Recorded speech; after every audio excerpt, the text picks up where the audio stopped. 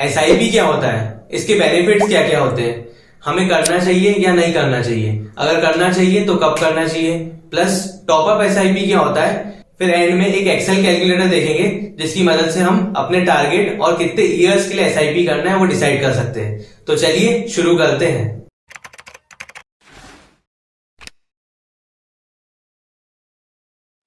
So hello everyone, मैं हूं CA Kunal गुरुद्वारे। हम बात करेंगे एसआईपी के बारे में। So what is SIP? अगर हमें मार्केट में इन्वेस्टमेंट करना है तो क्या होगा, या तो पूरा इकट्ठा अमाउंट डाल दो, और अगर हमें इकट्ठा अमाउंट नहीं डालना है या हमारे पास हो सकता है इकट्ठा अमाउंट ना हो, तो हमारे पास दूसरा ऑप्शन क्या रहता है, हमारे पास दूसरा ऑप्शन रहता है सिस्टमेटिक इन्वेस्टमेंट प्लान का, मतलब टुकड़ों में इन्वेस्टमेंट करने का। सो इसे हम एसआईपी बोलते हैं, मतलब systematic investment plan. So what are benefits of SIP? सबसे पहला बेनिफिट है कंपाउंडिंग का। कंपाउंडिंग का यानी अगर आप 5,000 रुपए महीना डाल रहे हैं तो साल में कितना होगा, 60,000 रुपए, उस पर आपको कुछ रिटर्न मिलेगा। फिर जो रिटर्न मिलेगा, सपोज 6,000 है तो 66,000 टोटल हुआ, तो नेक्स्ट ईयर से आपको ये 66,000 पे रिटर्न मिलेगा, मतलब हमें रिटर्न पे भी रिटर्न मिल रहा है। तो ये होता है कंपाउंडिंग इफेक्ट, इससे हमारा अमाउंट धीरे धीरे बहुत बढ़ जाएगा। तो नेक्स्ट बेनिफिट है रुपी कॉस्ट एवरेजिंग। मतलब क्या, हम जब भी म्यूचुअल फंड में इन्वेस्टमेंट करते हैं तो हमें क्या मिलता है, यूनिट्स मिलती है, और उसकी एनएवी होती है। एनएवी मतलब क्या, market price of that unit.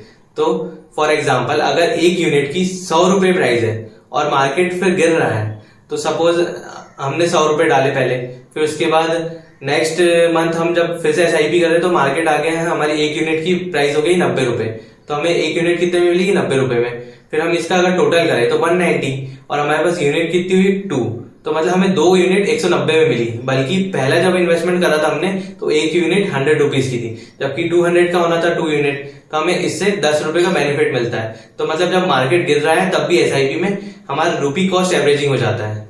अब थर्ड बेनिफिट है डिसिप्लिन इन्वेस्टिंग। मतलब क्या, इससे हमारी कुछ आदत हो जाती है, जैसे कि हमारी कुछ भी अर्निंग होगी उसमें से हमारा एक रूटीन बन जाएगा कि हमें कुछ परसेंट म्यूचुअल फंड में डालना है या इन्वेस्ट करना है, तो इससे हमारी डिसिप्लिन इन्वेस्टमेंट की आदत हो जाती है। फिर फोर्थ बेनिफिट है फ्लेक्सिबिलिटी। फ्लेक्सिबिलिटी यानी क्या, कुछ मंथ में ऐसा हो सकता है कि हमारे पास पैसे ना हो या हमें एसआईपी कंटिन्यू नहीं करना हो कुछ टाइम के लिए, तो हम उसे एसआईपी को स्टॉप भी कर सकते हैं, या उसका एसआईपी का अमाउंट हम कम भी कर सकते हैं, ज्यादा भी कर सकते हैं, अपने ऊपर डिपेंड करेगा। तो हमें इसमें फ्लेक्सिबिलिटी मिल जाती है। तो बेनिफिट्स तो हमने देख लिए, लेकिन अब एसआईपी हमें कब स्टार्ट करना चाहिए? तो मैं कहूंगा हमें अभी के अभी स्टार्ट करना चाहिए। ऐसा क्यों, एक एग्जांपल से देखते हैं। हमारे पास 3 इन्वेस्टर है, ए, बी और सी।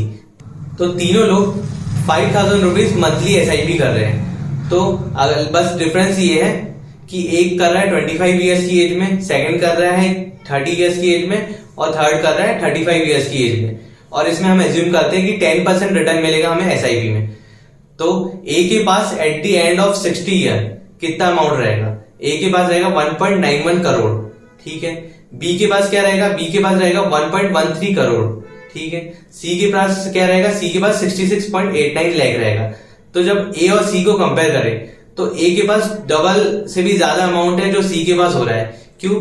यही होता है पावर ऑफ अर्ली स्टार्ट। इसलिए एसआईपी हमें जितने जल्दी स्टार्ट कर सके उतने जल्दी स्टार्ट करना चाहिए। तो चलिए आप समझते हैं टॉपअप एसआईपी क्या होता है। टॉपअप एसआईपी यानी अगर आप 5,000 मंथली डाल रहे हैं तो उसमें कुछ एक टॉपअप ले लीजिए, मतलब 10%, 15% जितना भी अपने को डिसाइड करना है, तो हर मंथ हमारा या हर ईयर कुछ एक्सेस अमाउंट डिपॉजिट होगा, तो इसे बोलते हैं टॉपअप एसआईपी। अब इसके बेनिफिट्स रहते हैं, तो इसके बेनिफिट्स के लिए एक एग्जांपल से समझते हैं। हमारे पास 2 इन्वेस्टर है, इन्वेस्टर ए और इन्वेस्टर बी। अब दोनों 5,000 रुपीज डाल रहे हैं, लेकिन इन्वेस्टर बी जो है वो टॉपअप एसआईपी ले चुका है, तो वो 10% एक्सेस डाल रहा है हर मंथ। तो 25 साल के बाद दोनों के पास कितना अमाउंट रहेगा? तो ए के पास कितना रहेगा? 95 लाख, और वहीं बी के पास कितना रहेगा? 2.07 करोड़, मतलब डबल से भी थोड़ा ज्यादा। तो बी के पास ज्यादा क्यों है? क्योंकि वो टॉपअप एसआईपी कर रहा था, इसमें कुछ परसेंट एक्सेस भी जा रहा था उसका, प्लस उसको कंपाउंडिंग के भी बेनिफिट मिले। तो ये होता है टॉपअप एसआईपी का बेनिफिट। तो चलिए अब एक एक्सेल कैलकुलेटर देखेंगे, जिससे हम अपने गोल के हिसाब से हम डिसाइड कर सकते हैं कि हमें कितना अमाउंट का एसआईपी करना है, प्लस कितने साल तक का करना है। तो ये हमारा एसआईपी कैलकुलेटर है। इसमें टोटल 4 कॉलम है। पहला ईयर का है, सेकंड अमाउंट इन्वेस्टेड है, थर्ड मैच्योरिटी अमाउंट है, फोर्थ है रिटर्न अर्न। अब इसमें हमारे टारगेट के हिसाब से हम हमारा एसआईपी अमाउंट और ईयर डिसाइड कर सकते हैं कि कितने साल के लिए हमें एसआईपी करना है। तो फॉर एग्जांपल अभी अगर हमें 15 साल में 10 लाख रुपए चाहिए तो हम SIP कितने का करना चाहिए, 2000, जिसमें एक्सपेक्टेड ROI हमारा 12% रहेगा। अभी केस टू केस चेंज होता रहेगा, तो उस हिसाब से आप अपना SIP अमाउंट और रिटर्न चेंज कर सकते हो और इसमें नंबर ऑफ ईयर्स तक जा सकते हो। अभी जैसा मैंने 20 साल तक का दिया है, आपको इसको ट्रैक डाउन करोगे तो वह ऑटोमेटिक फॉर्मूला कैलकुलेट करके दे देगा। तो फॉर एग्जांपल अगर हमको चेंज करके देखते हैं, हमें 10 साल में 10 लाख रुपए चाहिए, 15 साल में नहीं, तो हमें SIP का अमाउंट बढ़ाना पड़ेगा थोड़ा। तो हमें कितना बढ़ाना पड़ेगा, अगर 5000 करके देखिए, तो 5000 करके देख रहे हैं तो हमारा अमाउंट कितना रहा है, 11,61,000। तो हमारे लिए 5000 की SIP परफेक्ट रहेगी अगर हमारे पास हमें 10 साल में 10 लाख रुपए चाहिए। तो इसी तरह आप अपने अपने टारगेट के हिसाब से अपना SIP प्लस ईयर डिसाइड कर सकते हो। तो इस एक्सेल कैलकुलेटर को मैं डिस्क्रिप्शन के साथ अटैच कर दे रहा हूँ। So thank you very much. और आपको पसंद आया हो तो लाइक करिए और ज्यादा से ज्यादा लोगों को इसके बारे में बताइए।